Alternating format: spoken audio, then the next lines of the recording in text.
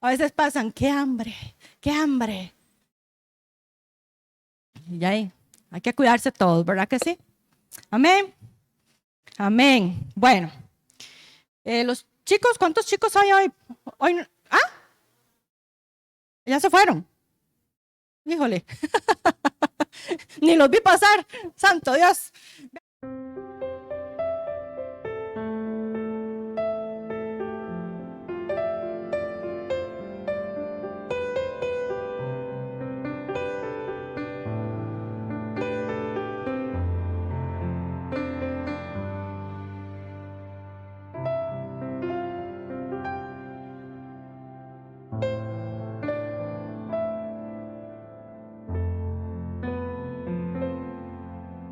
Que no es para las mamás, porque no, es para la iglesia, pero habla de una mujer, de una mamá,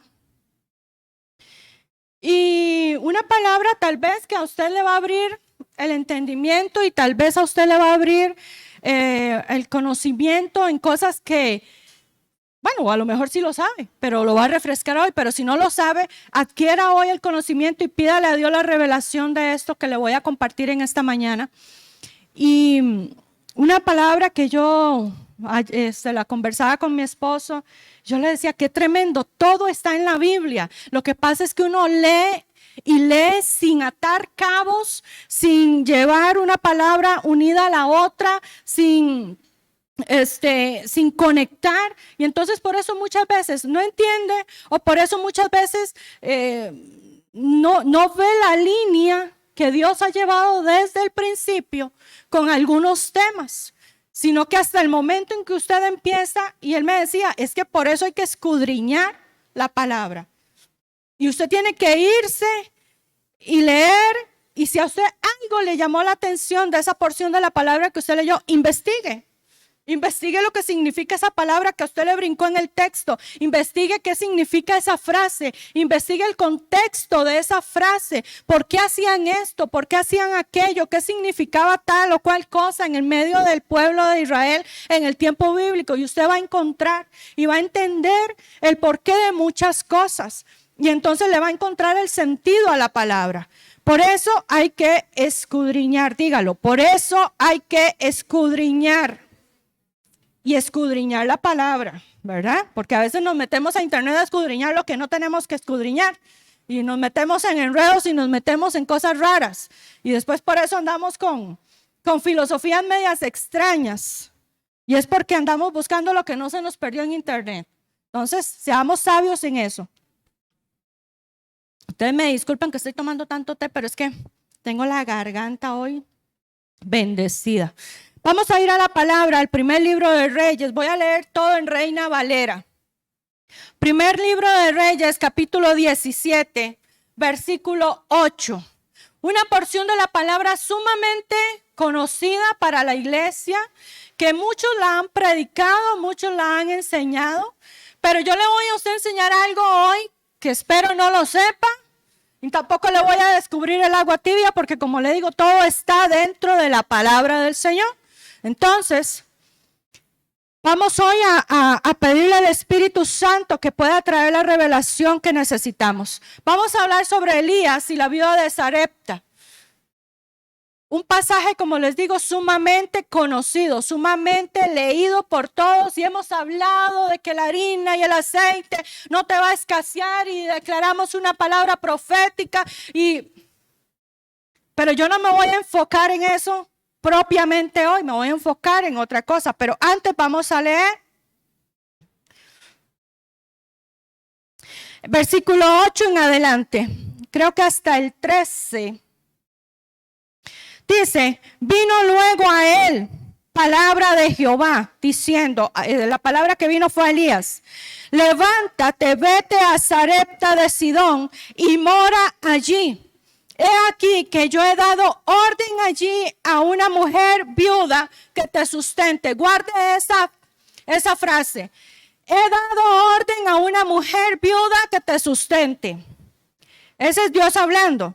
Entonces Elías se levantó y se fue a Sarepta, y cuando llegó a la puerta de la ciudad, he aquí una mujer viuda que estaba allí recogiendo leña. Número 1, llega a la puerta de la ciudad, está en las afueras, se encuentra a una mujer en una condición de viudez. ¿Haciendo qué? Recogiendo leña. Guarde toda esa información y ahorita se la desmenuzo. ¿Ok? Eso es importante. Número 1, era una mujer viuda. Número 2, estaba recogiendo leña. ¿A dónde? Afuera de la ciudad de Sarepta. Hoy vamos a hacer comprensión de lectura y vamos a desarmar, como lo hacíamos en español en la escuela. ¿Cuál es el sujeto? ¿Cuál es el verbo? ¿Dónde estaba? ¿Y cómo era? Y todas esas preguntas que le hacían a uno en español, que era muy lindo. A mí me gustaba esa parte. Entonces, hoy se los voy a aplicar a ustedes. Y dice, recogiendo leña, y él la llamó y le dijo, te ruego que me traigas un poco de agua en un vaso para que beba. Versículo 11, y yendo ella para traérsela, él la volvió a llamar y le dijo, te ruego también que me traigas un bocado de pan en tu mano. Y ella respondió, vive Jehová tu Dios. Ella sabía con quién estaba hablando. Para ella no era desconocido el hombre que le llegó, porque dice, y sabía quién era el Dios de él. Vive, dice, Jehová tu Dios, no el de ella, tu Dios, que no tengo pan cocido, solamente un puñado de harina tengo en la tinaja y un poco de aceite en una vasija, y ahora recogía 2 leños para entrar y prepararlo para mí y para mi hijo, para que lo comamos y nos dejemos morir. Vamos a quedar ahí. Esta mujer tenía varias condiciones en su vida. Número 1, era viuda. Y había algo en ella. Porque ella habla de el Dios de Elías, no del de ella. Ella en ningún momento dice mi Dios, nuestro Dios, tu Dios. Era una mujer que no estaba creyendo en Dios en ese momento. Y estaba haciendo algo, y ahora lo vamos a ver con la palabra. Ella estaba haciendo algo que era la opción para las mujeres viudas en ese tiempo en el pueblo de Israel. Cuando una mujer quedaba viuda era lo peor que podía pasarle, porque moría quien daba el sustento, moría quien le daba un nombre, moría quien la protegía, que era su esposo. Entonces la mujer que quedaba sola, si nadie la redimía, si nadie la pagaba precio por ella para casarse, esa mujer tenía 2 opciones: o prostituirse en los templos de los dioses ajenos, o morirse, porque no podían trabajar, no tenían herencia, no tenían nada. En el pueblo antiguo solamente los hombres eran los que tenían poder, los que tenían dinero, los que tenían todo. La mujer no valía en ese momento, por lo menos en esa parte. La mujer era la que se encargaba de las cosas de la casa, la que tenía hijos, la que se encargaba de la educación de los hijos, pero nada más. Y era bastante lo que hacía, pero para ellos era nada más eso. Y esta mujer está haciendo algo, recogiendo leños para hacer una fogata en casa, hacer, dice ella, una torta, comérnosla y morirnos. Pero yo quiero a usted llevarlo al contexto espiritual de lo que esta mujer estaba haciendo. Porque esta mujer estaba preparando un altar, estaba preparando una ofrenda para la diosa Acera. Y usted me dice, pastora, ¿cómo eso? Lo vamos a ver. Dios había mandado al pueblo de Israel desde el principio a talar, a cortar, a erradicar todo lo que tuviera que ver con adoración a dioses ajenos y específicamente a Acera. Pero el pueblo de Israel no lo hizo. Entonces el pueblo de Israel siempre estuvo influenciado, siempre estuvo controlado en gran medida por la idolatría, por la adoración a dioses ajenos. Ustedes ven en la Biblia cómo el pueblo, generalmente los reyes, se inclinaban a adorar dioses. Como el pueblo de cuando en cuando se olvidaba de Dios y levantaba altares a dioses ajenos. Y Dios constantemente decía, voten eso, quiten eso. Y levantaba profetas y levantaba reyes temerosos de él. ¿Para qué? Para cortar y limpiar del pueblo eso. Pero quedaba siempre como una semilla. El pueblo de Israel por eso es idólatra. Y esa idolatría se ha venido mucho a nosotros. Y era lo que hablábamos hace unas semanas atrás. Creo que el pastor lo decía, que el evangélico es idólatra. El evangélico es creyencero. Y es precisamente por eso, por la influencia que viene sobre nosotros. Y nosotros le echamos a veces la culpa y no necesariamente. Sí reproducimos muchas cosas, pero no toda la culpa es de ahí al frente. Hay cosas que ya vienen en las raíces y eso hay que erradicarlo. Y quiero que vayamos, antes de yo explicarle a usted todo esto, quiero que vayamos a Éxodo 34:11.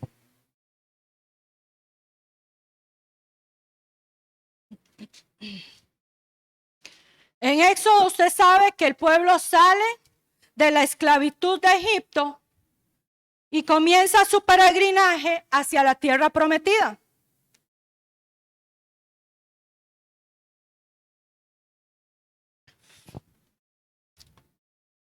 Y el pueblo llega a Canaán. Y dice así el Señor desde el versículo 11 al 17 del capítulo 34 de Éxodo. Todo es Reina Valera. Guarda lo que yo te mando hoy. He aquí que yo he hecho delante de tu presencia al amorreo, al cananeo, al eteo, al fereceo, al heveo, al jebuseo y a todos los feos. Guárdate de hacer alianza con los moradores de la tierra donde has de entrar, para que no sean tropezadero en medio de ti. Derribaréis, vean la orden, aquí está. Derribaréis sus altares y quebraréis sus estatuas y cortaréis sus imágenes de acera. Éxodo 34 y ya Dios está hablando de acera. Ya había adoración a esa diosa. Porque no te has de inclinar ningún otro Dios. Pues Jehová, cuyo nombre es celoso, Dios celoso es. Por tanto, no harás alianza con los moradores de aquella tierra, porque fornicarán en pos de sus dioses y ofrecerán sacrificios a sus dioses y te invitarán y comerás de sus sacrificios. Vaya atándolo con Primera de Reyes. Lo que esta mujer iba a hacer. Iba a comer, ¿qué? Una torta. El sacrificio, la ofrenda que ella iba a darle a Acera. Y dice, o tomando de sus hijas para tus hijos y fornicando sus hijas en pos de sus dioses. Harán fornicar también a tus hijos en pos de los dioses de ellas. No te harás dioses de fundición. Dios fue muy claro.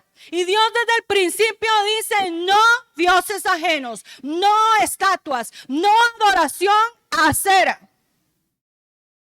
Acera se representa y la han representado en las diferentes culturas, porque Acera está en Egipto, están los asirios, están los fenicios, está con diferentes nombres. A Acera la conocemos como Astaret, como Astartot, como Asiremis, como, bueno, con diferentes nombres según la cultura. Se le llama la diosa de la fertilidad. Se le relaciona con el árbol de la vida. Acera se dice que es la diosa de la fertilidad, la que da vida. Y entonces a ella se le relaciona con el árbol de la vida. En las diferentes culturas no se reconoce a Dios como el dador de vida, sino a Acera. Entonces las mujeres en el tiempo antiguo, cuando tenían problemas de fertilidad, cuando tenían problemas de abortos, cuando tenían problemas ginecológicos, adoraban a Acera, porque creían que ella podía sanar y podía darles vida, no Dios. La estatua de Acera, o en honor a Acera, es un tronco de un árbol sin ramas. Es un tronco de un árbol sin ramas. Y eso era lo que encontrábamos en los templos a Jehová. La estatua de Acera era un tronco sin ramas.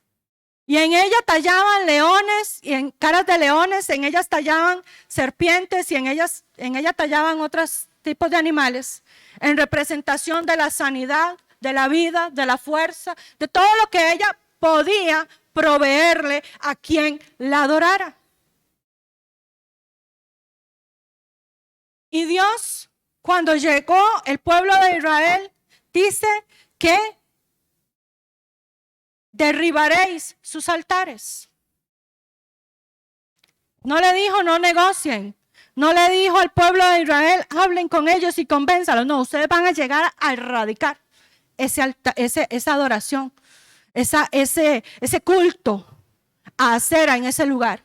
Y van a establecer la adoración a mí. Pero el pueblo de Israel conquistó Canaán a medias. No lo conquistó completamente. Por eso fue que prevaleció el culto a Acera. Y vamos a ir a Deuteronomio 12 también.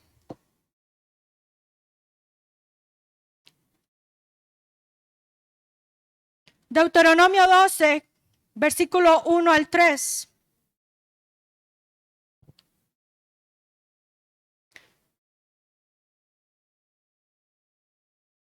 Luego, si le pido, vaya a su casa y repase la enseñanza.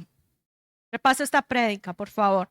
Porque más que una predicación, es una enseñanza, creo, lo que estoy dando en esta mañana. Y dice así, versículo 1 al 3. Estos son los estatutos y decretos que cuidaréis de poner por obra en la tierra que Jehová, el Dios de tus padres, te ha dado para que tomes posesión de ella todos los días que vosotros viviereis sobre la tierra. Destruiréis enteramente todos los lugares donde las naciones que vosotros heredaréis sirvieron a sus dioses, sobre los montes altos y sobre los collados y debajo de todo árbol frondoso. En los montes altos se adoraba a Baal. Léalo en la Biblia. Los montes altos era adoración a Baal, pero en los collados, en la parte baja, en los bosques, se adoraba a Acera.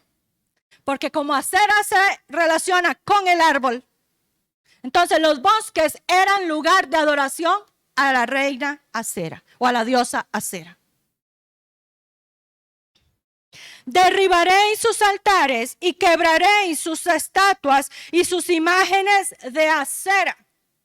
Consumiréis con fuego y destruiréis las esculturas de sus dioses y raeréis su nombre de aquel lugar. Cuando Dios, y ahorita lo vamos a ver, cuando Dios le dice al pueblo, van a establecer un lugar de adoración para mí en medio de las ciudades, no quiero bosques cerca de mi altar. Porque como en el bosque se adoraba a la reina Acera, Dios mandó a talar los árboles que estuvieran cerca al altar a él, para no darle chance al pueblo de adorar a Acera. Pero el pueblo a veces es cabezón, ¿verdad que sí? Dios a veces nos manda a erradicar de nuestra vida cosas, nos manda a cortar de nuestra vida cosas específicas y nosotros como que hacemos, ¿verdad? Le hacemos una matráfula a él y no, Señor, no lo vuelvo a hacer, pero ahí lo dejo, no lo corto de raíz. No corto de raíz relaciones, no corto de raíz cosas. actitudes, pensamientos, no corto de raíz aquellas situaciones que me van a desviar de Dios, que van a alejar mi adoración de Dios y me van a llevar a adorar otras cosas. Recuerda que a lo que nosotros le dedicamos más tiempo en la vida, en el día, aquello adoramos. Si usted vive preocupado 23 horas al día, le cuento que su Dios se llama preocupación. Y a ese es al que usted adora. Porque usted vive pensando y preocupado por las cosas que tiene que resolver, debiendo llevar eso a los pies de Cristo, dejárselo a Él y que Él se encargue de traer una respuesta, de traer un cambio a la vida. Ese es nuestro deber, pero nosotros venimos a veces a querer resolver la situación y más bien la empeoramos. Porque nuestro deber es, dice la palabra del Señor, venid a mí todos los que estáis cargados y cansados. La palabra del Señor dice, no os afanéis por nada. Y vivimos preocupados, y vivimos estresados, y vivimos ansiosos, y vivimos... Ese es el Dios al cual adoramos. La ansiedad, el estrés, la preocupación. Ese es el Dios al cual le hemos levantado un altar. ¿Por qué? Porque dedico casi que toda mi vida, todo el día, a entregarle las fuerzas a eso, en vez de dárselas a Dios. No se me duerma, por favor.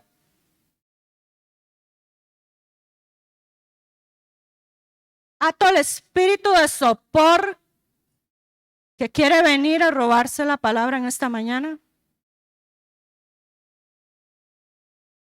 En el nombre de Jesús. Si usted está cansado en este momento, si tiene pereza, si tiene sueño, sacúdase, porque ese es el espíritu de sopor que le está ministrando a usted en este momento. Que está queriendo hacer resistencia para robarle a usted la palabra. Porque no nos dormimos en otra circunstancia. Ya lo enseñé. Si no, vaya, búsquese la palabra en la página de YouTube. Ahí está, acerca del espíritu de sopor.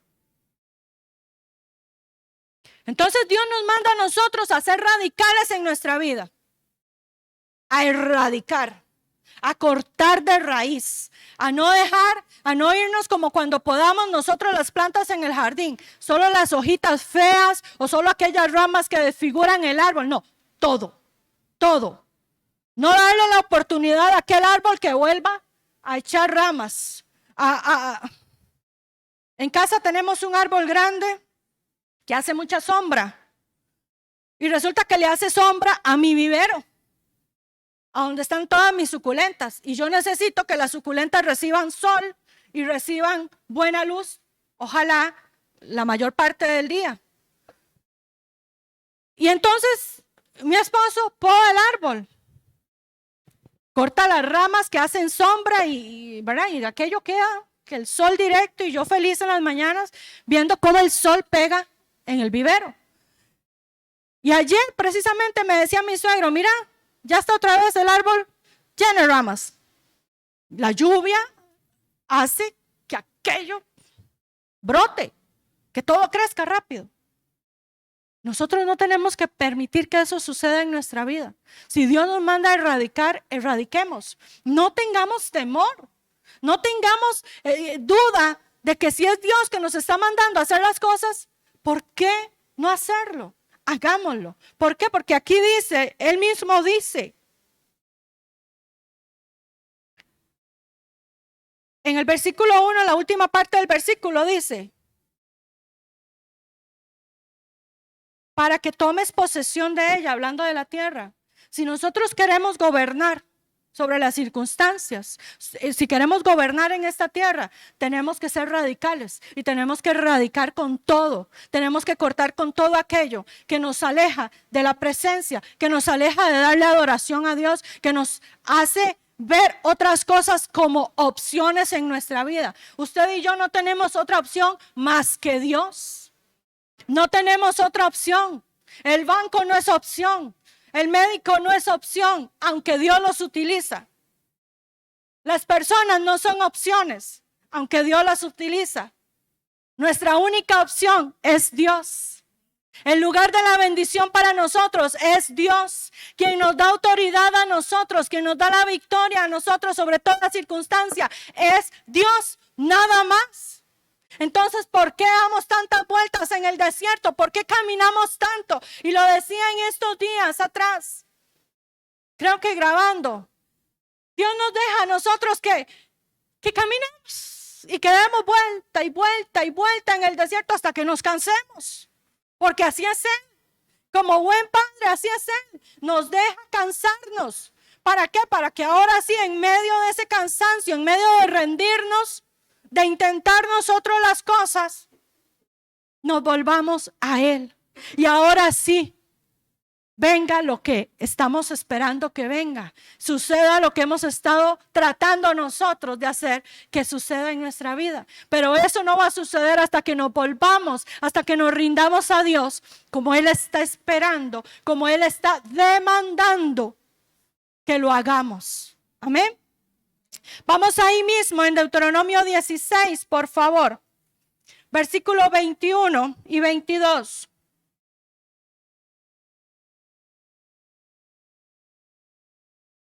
Lea todo esto en casa, repáselo.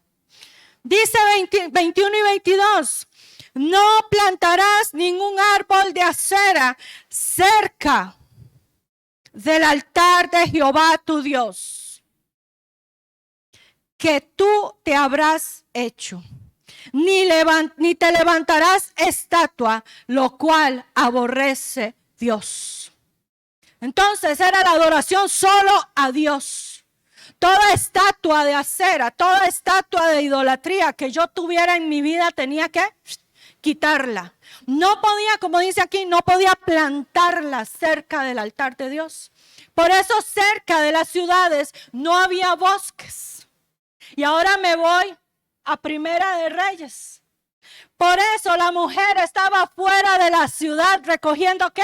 Leños. Vámonos ahora sí a Primera de Reyes, capítulo 17.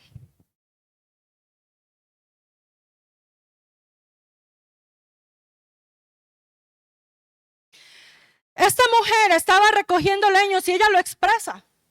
Y dice, lo único que tengo es un puñado de harina y de aceite y voy a hacer una torta. Y la vamos a hacer y mi hijo y yo la vamos a comer y luego nos vamos a echar a morir. Esta mujer tenía problemas, tal vez tenía problemas económicos, tal vez tenía algún problema en salud, yo no sé cuál era su situación, pero esta mujer estaba ya predisponiéndose, estaba acondicionándose ella y acondicionando la vida de su hijo. ¿Para qué? Para que viniera la muerte a ellos. Y ella lo que estaba preparando era un altar a la diosa Acera, porque era la única opción que ella tenía en su vida en ese momento. Pero ¿sabe qué? Llegó Dios y se le metió a su casa. Llegó Dios y le dio una nueva opción, la única que esa mujer iba a tener y a necesitar en su vida para que tuviera un cambio. Y el profeta le dice en el versículo 13, Elías le dijo, no tengas temor, no tengas temor. Y a mí esa frase cuando la leí yo dije, Señor, qué tremendo. ¿Cuántas veces nos ha dicho Dios a nosotros, no tengas temor? A mí me lo ha dicho infinidad de veces. Millones de veces me lo ha dicho. No tengas temor. ¿Por qué? Porque el ser humano es muy dado a eso. Cuando el ser humano pierde el control de su vida, de sus circunstancias, le entra el temor. Temor a qué va a pasar, temor a qué va a venir, temor a cómo voy a hacer, temor a cómo voy a resolver esto, aquello. Pero Dios le dice a esta mujer por medio de este hombre, y Elías representa a Dios en este pasaje. Le dice, no tengas temor. No tengas temor, y yo hoy te lo digo a ti, iglesia, no tengas temor. No sé cuál es la circunstancia, no sé cuál es con lo que estás batallando, pero no tengas temor. Permite que Dios entre a tu casa, permite que Dios llegue a tu casa y tome el control de las acciones, porque eso fue lo que pasó con esta mujer. Elías llegó y se le metió a la casa con un propósito. Y era el tomar el control de esa casa, tomar el control de la mujer, de la mente, de las acciones de esta mujer, para cambiar el rumbo de vida que llevaba ella y su hijo, porque ella ya le había abierto las puertas a la muerte, ya ella lo declaraba. Ella caminaba en muerte y su hijo iba con ella. Entonces todo lo que ella podía hacer no iba a funcionar. ¿Sabe por qué?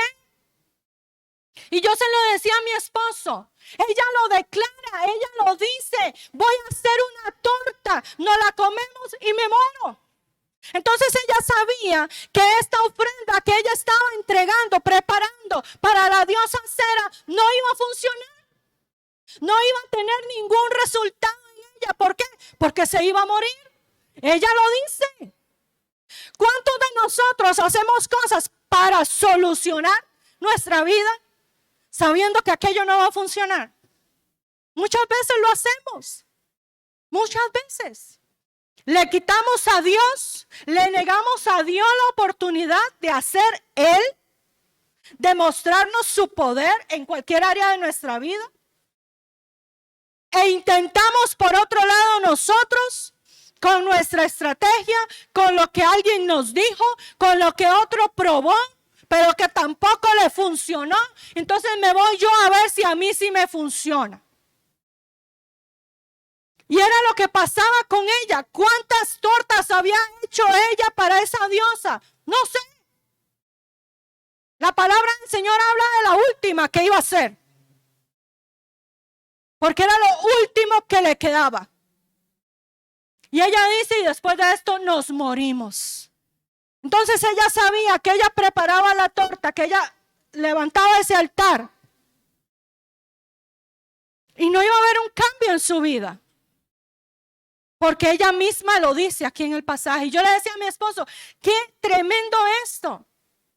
Porque así muchas veces nos pasa a nosotros. Hey, voy a coger esto. Pero yo sé que no voy a arreglar nada con esto. Voy a intentarlo así, pero yo sé que esto no va a cambiar. Porque en el fondo sabemos que solo Dios puede resolver nuestras circunstancias. Solo Dios puede traer un cambio a nuestra vida. En el fondo sabemos que no es con nuestras fuerzas, pero en nosotros la duda, el temor, la incredulidad a veces puede más. Y por eso no le damos el lugar a Dios. Pero Dios irrumpió de alguna forma en esta casa. Dios se metió de alguna forma en esta casa. Y esta mujer le dice al profeta que no tenía para darle a él. Pero usted lee en los primeros versículos de ese pasaje que dice Dios a Elías, ya yo le di la orden a una mujer viuda que te dé, que te alimente. Pero cuando Elías llega a la casa de esta mujer se niega. Y dice, no tengo. ¿Sabe qué? Dios desde la eternidad había preparado la ración, lo que él ocupaba en ese momento para que ella le diera. Pero la mujer se negaba en ese presente que ella tenía. Porque ella se manejaba por lo que estaba viendo en ese momento. Porque había temor en ella. ¿Cuántas veces Dios desde la eternidad ya dio la orden de que seamos bendecidos, de que seamos sustentados, de que seamos puestos en lugares, llevados a lugares? Pero a veces el temor es quien limita, el temor es quien paraliza, el temor es el que impide que aquello se dé. Pero Elías usa esta frase, no tengas temor. Y eso es algo que nosotros, el ser humano, tiene que erradicar de su vida el temor. Porque si yo digo, soy hija de Dios, yo confío en Él. Yo confío en mi Padre. Yo sé quién es mi Padre. Sé de qué es capaz mi Padre. Sé hasta dónde puede llegar Él si yo se lo permito.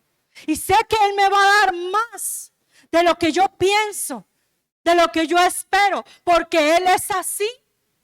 Pero yo tengo que empezar a caminar. Yo tengo que empezar a darle la oportunidad. Como se lo dijo Elías, no tengas temor, ve. Haz como has dicho, pero hazme a mí primero. Como les digo, Elías representaba a Dios. Era la voz de Dios en ese momento. Imagínense que había sido Dios, que es Dios el que llega a su casa. Ahora que usted está almorzando en su casa y le tocan la puerta y usted abre y es Dios. Y entra Dios y le dice, vengo a que me des de almorzar. Y que usted diga, ay Señor, no tengo porque compramos apenas. Compramos las porciones necesarias para nosotros. Compramos el pollo y el pollo lo partimos en 4 y aquí habemos 4. Señor, no tenemos para darte a ti. Pero el Señor dice, dame a mí primero. Dame a mí primero. ¿Qué tenemos nosotros que darle primero a Él? Y yo te hago esta pregunta hoy, en esta mañana. ¿Qué tengo yo? ¿Qué tienes tú que darle primero a Él en tu vida? ¿Tu corazón? ¿Tu casa? ¿Tus finanzas? ¿La fe? ¿Dejar de creer tanto en otras opciones y empezar a creer solo en Él? ¿Ponerlo a Él primero? Como primera opción en tu vida. Y el profeta le dice, dame a mí primero. Dame a mí primero. Y yo leía esto y yo decía, Señor, muchas veces he leído este pasaje, pero nunca había saltado en mi vida el darle a Él primero así, con esa fuerza. A veces tomamos el dinero, y voy a hablar de eso. Tomamos el dinero y repartimos. Pago aquí, pago allá, pago lo otro, esto, comida, los chiquillos. Y a veces no me queda para darle a Dios. Y le pido a Dios que me bendiga. Pero ¿cómo Dios me va a bendecir si no le estoy dando a Él el primer lugar? No le estoy dando a Él lo primero en mi vida. Para que venga bendición tengo que darle a Él lo primero. En el día, el primer instante del día para Él. Cuando abro mis ojos, el primer pensamiento, Él. Él. Todo lo que yo haga, primero Él. Señor, voy a hacer tal proyecto, voy a iniciar tal negocio, Señor, pero primero tú. Primero tú. A veces nos metemos a hacer negocios sin consultarle a Él. Y a veces nos va como un quebrado por eso. Porque Dios no estaba incluido en el tema. Dios no estaba incluido en la negociación. Tenemos que aprender a meterlo a Él primero, a darle a Él de primero. Y dice, hazme a mí primero de ello una pequeña torta cocida debajo de la ceniza y tráemela. Y después harás para ti y para tu hijo. Porque Jehová Dios para ti porque Jehová Dios de Israel ha dicho así, la harina de la tinaja no escaseará, ni el aceite de la vasija disminuirá hasta el día en que Jehová haga llover sobre la faz de la tierra. Elías había dado una predicción. Él había soltado una palabra profética y dijo, no lloverá hasta que yo lo vuelva a decir. ¿Saben cuántos años pasó desde el día que Él cerró los cielos y dejó de llover hasta el día que volvió a llover? Pasaron 3 años. 3 años. Y Él suelta la promesa a esta mujer y le dice,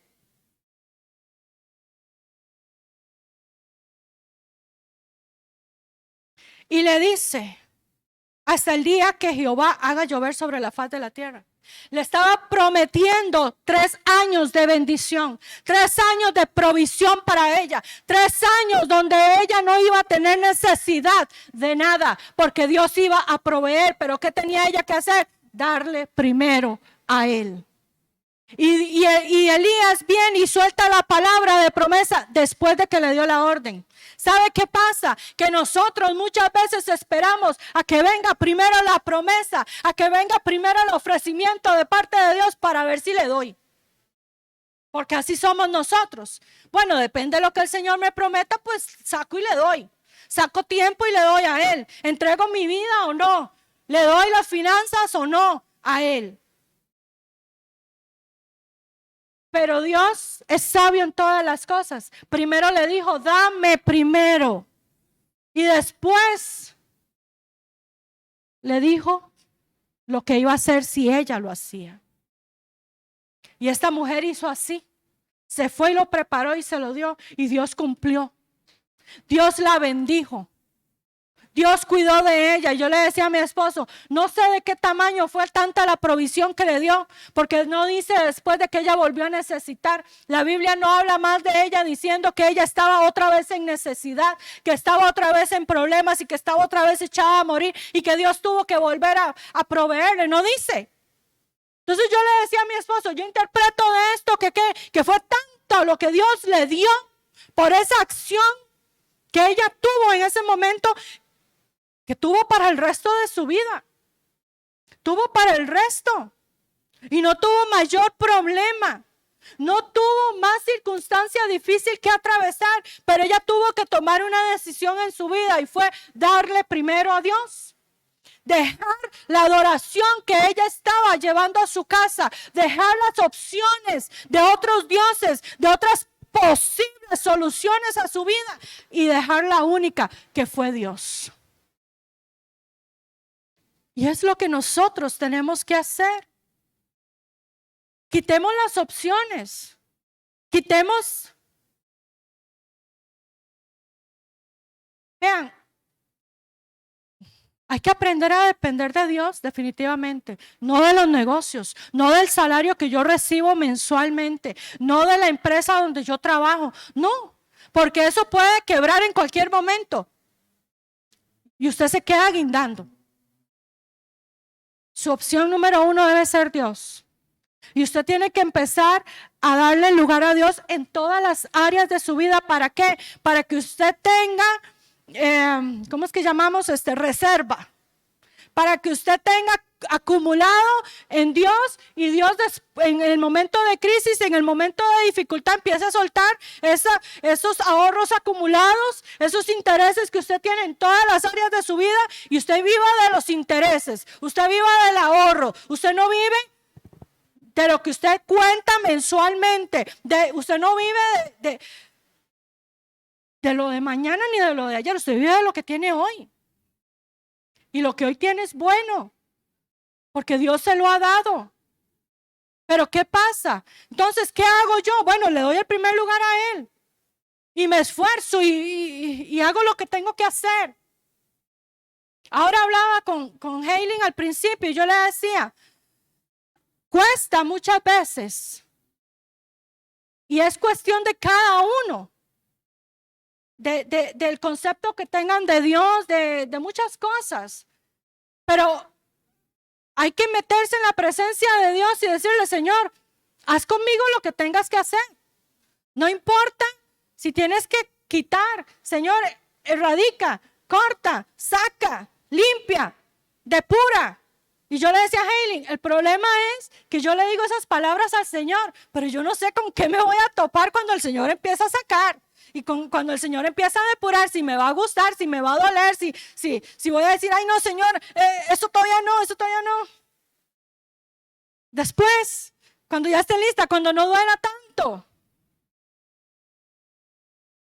¿Por qué? Porque ese es el plan de Dios. Si yo le estoy dando el primer lugar a Él, tengo que pasar un proceso de depuración. Y lo primero que tengo que quitar de mí es el temor. Lo primero que tengo que quitar de mí es la incredulidad. Lo primero que tengo que quitar de mí es la autosuficiencia. Ese autogobierno de que yo soy quien tengo el control, que yo soy quien manejo las acciones, yo soy quien controla esto, yo soy el que traigo la solución, yo voy a ver cómo lo arreglo. No, por eso es que no salimos de donde estamos, precisamente por ese tipo de pensamiento. En el momento en que hagamos lo que esta mujer hizo, que fue soltar su opción, soltar su último recurso o su único en ese momento y tomar lo que Dios le ofrecía, su vida cambió. Su vida cambió. Pero llegó al momento de no tener nada, de tener lo último. Porque es lo que la palabra me enseña. Era lo último que tenía. Y luego moría. Y más adelante usted en ese pasaje puede leer y léalo en casa. Cómo su hijo muere. Y dice que el niño murió estando el profeta en casa de esta mujer viviendo. Porque el profeta se quedó por esos 3 años viviendo en casa. Y el niño murió y la mujer llega y le reclama al profeta y le dice, ¿pero qué tiene tu Dios conmigo? ¿Qué tiene Dios conmigo que me mató al niño? ¿Sabe qué? Tanto declaró esa mujer muerte, tanto vivió en camino de muerte, que la muerte impregnó a su hijo y lo alcanzó. Muchas veces nuestra mentalidad, muchas veces nuestra boca impregna, alimenta, se transfiere a nuestros hijos. Y entonces ellos empiezan a caminar igual que lo hacíamos o que lo hacemos nosotros. Empiezan a hablar igual que nosotros. Empiezan a pensar igual que nosotros. Y aquello se reproduce. Y ese niño murió. Pero dice la palabra del Señor que Elías se lo llevó al aposento que él tenía. Esa mujer hizo algo curioso en esos 3 años. Igual que la tsunamita. No solamente le dijo a Elías, quédate ahí en la sala. Quédate ahí en un rincón durmiendo. No. Elías llegó a tener un aposento. Esa mujer le hizo un espacio a Dios en su casa. Esa mujer le hizo un espacio a Dios en su casa. Por eso tuvo respuesta en el momento de la crisis. Por eso tuvo respuesta en el momento de la muerte. Y la muerte fue sacada por el aliento de vida que Dios ministró en ese niño. Hay cosas en nuestra casa que están predestinadas a morir. Hay cosas en nuestra casa, en nuestra vida, que están caminando a la muerte por nuestras acciones, por nuestras palabras, por nuestra forma de pensar. Pero en el momento que usted y yo le hacemos un altar a Dios, le hacemos un espacio a Dios en nuestra vida, le damos el primer lugar a Él, le damos toda la honra a Él, le damos adoración solo a Él.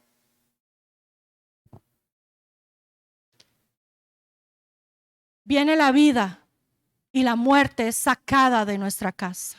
La muerte es sacada de nuestras finanzas. La muerte es sacada del cuerpo de nuestros hijos, de la familia que vive en casa. Pero tenemos que aprender, nosotros como padres, nosotros como autoridad en casa, tenemos que aprender a levantar el altar correcto de adoración a quien merece la única adoración en nuestra vida, y es Dios. Y de esa forma la muerte va a salir. Pero solo así. Solo estando Dios en nuestra casa, solo estando Dios, su presencia en medio de lo que hacemos, en medio de lo que hablamos, en medio de lo que estamos levantando nosotros en nuestra vida. Es necesario, es urgente en este tiempo, amada iglesia. Y quiero terminar con en Jeremías. Jeremías 7, por favor.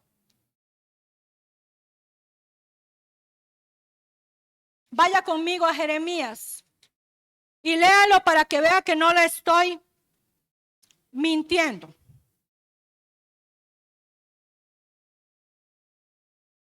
Jeremías 7, versículo 16 al 20, dice así la palabra del Señor. Todavía en los tiempos de Jeremías se batallaba con acera en medio del pueblo. Y le dice Dios al profeta Jeremías: tú pues no ores por este pueblo, ni levantes por ellos clamor ni oración, ni me ruegues, porque no te oiré. ¿No ves lo que estos hacen en las ciudades de Judá y en las calles de Jerusalén? Los hijos recogen la leña, los padres encienden el fuego y las mujeres amasan la masa para hacer tortas para la reina del cielo y para hacer ofrendas a dioses ajenos para provocarme a ira. ¿Me provocarán ellos a ira?, dice Jehová. ¿No obran más bien ellos mismos su propia confusión? Por tanto, así ha dicho Jehová el Señor: he aquí que mi furor y mi ira se derramarán sobre este lugar, sobre los hombres, sobre los animales, sobre los árboles del campo y sobre los frutos de la tierra. Se encenderán y no se apagarán. Todo está en la Biblia. Y esta mujer, esto era lo que estaba haciendo: adorando a la reina del cielo, adorando a Acera.